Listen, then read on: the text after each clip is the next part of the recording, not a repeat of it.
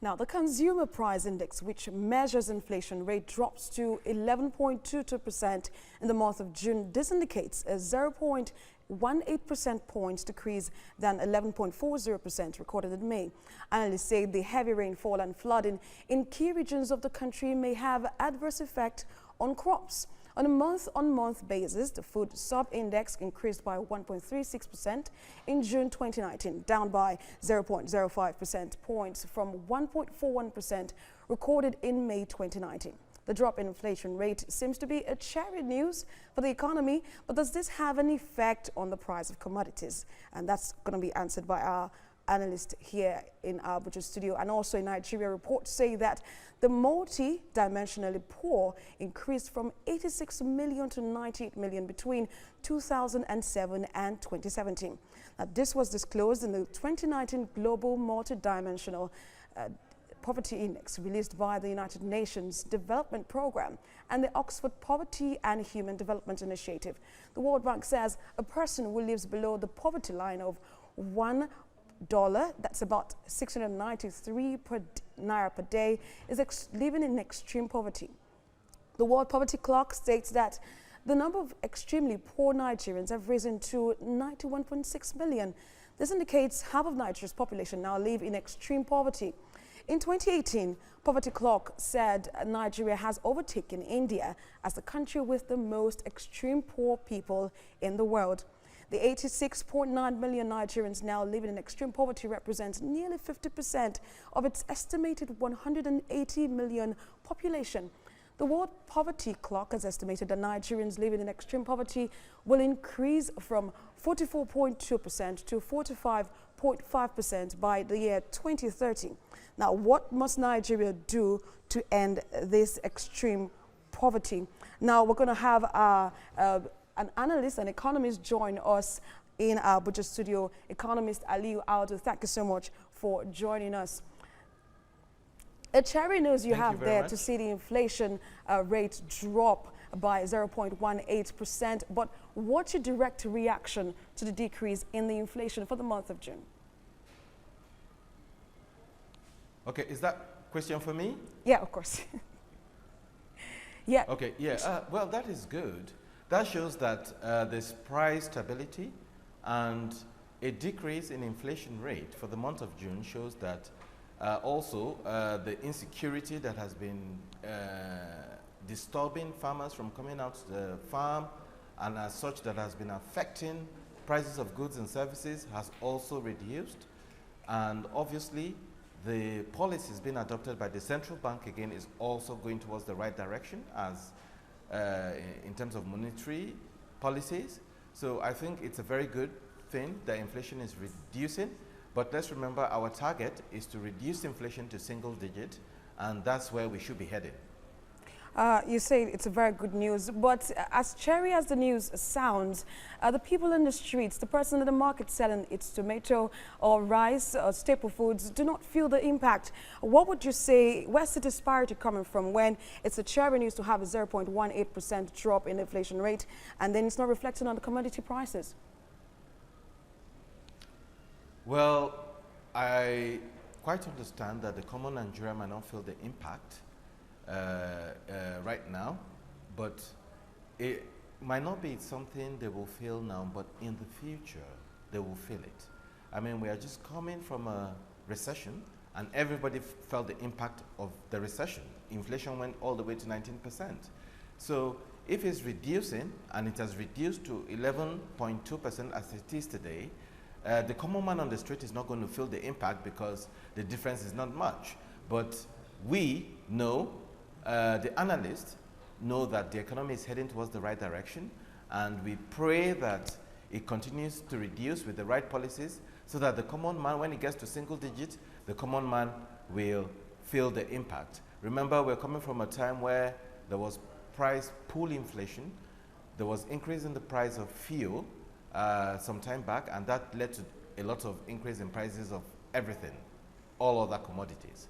So even though the impact is not felt by the common man on the street, it's a policy towards the right direction, and in the future, as it moves down to a single digit, it will be felt. So are you saying that with this Thank you. inflation rate drop, we're going to see the economy becoming a little more stable than what we had in the past 10 years? Yes, already the economy is stable, and with the reduction of inflation, the economy is going to be more stable. But let's not use inflation to judge the overall performance of the economy. We should look at unemployment. We have almost 30% unemployment rate in Nigeria. Over half of Nigerian youths are unemployed. And employment is the driving machine for the economy, is the reason why people can feed their families, is the reason why there can be less insecurity because people now have things to do. So inflation is good as it's reducing because it makes goods and services cheaper and affordable for people, but it is not the most important indicator of the economy. Unemployment is a very big headache for us, and that is what we also should be concentrating on. So it is not all good news for us, frankly speaking. All right, thank you so much for telling us that frankly. But before we get to what you've raised about unemployment and the indexes to point that Nigeria is not yet there, but we're getting there. Let's first talk about the Monetary Policy Committee that will be meeting later next week. With this new inflation figure, what are your projections for this meeting? Yes, I think the MPR will probably be maintained and not reduced when the Monetary Policy Committee meets. You know, they have been managing the economy very carefully. So the MPR might remain the same, but let's not forget our target. Businessmen are at 14%. Interest rate, that's the marginal interest rate that the central bank lends to banks, it is still high.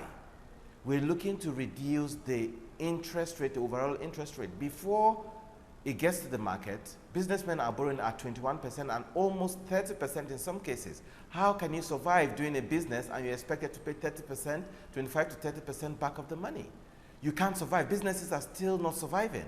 So we're praying that it will still come down to a single interest rate, a single digit, which will make businesses more conducive in Nigeria. And that will attract investment, encourage businesses to go and borrow and do business. That will lead to production, increase in production, and that will create employment. So our approach is, we're still not there, as I've said. We still have a long way to go. We want to reach a position that our unemployment rate is single digit, and we're not there yet. So we're still far away from our target. But the approach, I'm predicting the MPR will still remain at what it was without any further reduction. All right, Mr. Audu, let's now look at the number of persons living in poverty with regards to the new figures just released, putting Nigeria on the high side. The figures are that by the year 2030, about 120 million people will be living below the $1. What do you say is the cause for this, the figures that we're getting in Nigeria? Okay, thank you very much. I understand that the poverty rate is increasing in Nigeria. From 86 million, it's about 98 million now, as figures given by the United Nations. Now, we have an increasing population. We have an increasing population, and as such, we do not have the services that will feed this population. Our food production is not increasing either. Our services, social amenities, housing, urban sanitation, and what have you, to make water, and all the social amenities are not increasing with the rate of population increase. This is what creates poverty. This gap between population increase and provision of social services, the gap, the differences is what is increasing poverty.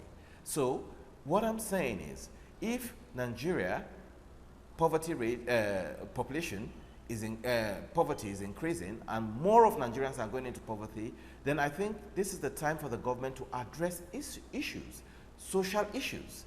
We need to provide more amenities, social amenities to Nigerians.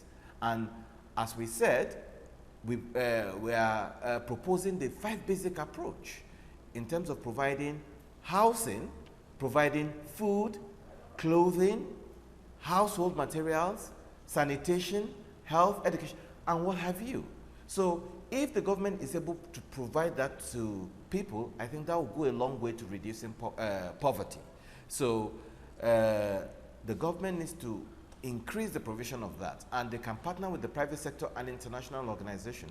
It doesn't have to be the government carrying the burden alone. Through PPP, public-private partnership, the government can help to provide this to the people, and that will go a long way to reducing population. Unfortunately, that is not what we are saying. So a lot more needs to be done by the government to reduce poverty. But you know, some analysts would give this present administration, the administration of President Muhammad Buhari, some credit, especially with the government policies that they have embarked on, the Anchors Board program, the social intervention program, the trader money, trader market, and the NPOWER program. Would you say, how effective would you say is these policies to alleviating poverty? Yeah, they are effective, yes. I think if you're comparing the present government to previous government, obviously the present government is doing a lot better than the previous government. But let's not forget, let's not fall asleep. We're not supposed to be comparing to the past government, but we're supposed to be comparing to other countries, like the BRIC economies, like Russia, China, Brazil, India, South Africa most especially, that is like us. That is where we should be comparing, not to the previous government, because the Nigerian previous government have not kept a good record. So why take us backward? Let's look forward, and we should be comparing ourselves to South Africa. Yes, the Anchors Board program and various social intervention programs that the government is putting in place is good, and they are trying in comparison to other government, but look at where do we need to be as Nigerians? We have a population of 200 million, and we have over half of Nigerians living in extreme poverty. So that is not good news. And that is not, we should not sit down and be comfortable and say, well, let's clap for ourselves because the present government is doing better than the past government. Rather, we should be looking at other countries like South Africa and say, look, this is where we need to be. We need to get majority of Nigerians out of poverty, so we can't clap for ourselves yet. And we need to increase our social intervention programs, like providing housing for everybody, social welfare, good sanitation, urbanization, water. These are the things we should focus on. And that is up to the president's economic team. So are they doing a good job? Are we where we're supposed to be?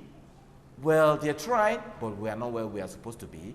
And with all the resources Nigeria has been blessed with, in terms of natural and human population and resources, I think we should be moving at a very fast pace to get us out of poverty and get us on the same level of as South Africa, India, and China, so that we can be looking into competing with developed economies, not where we are right now.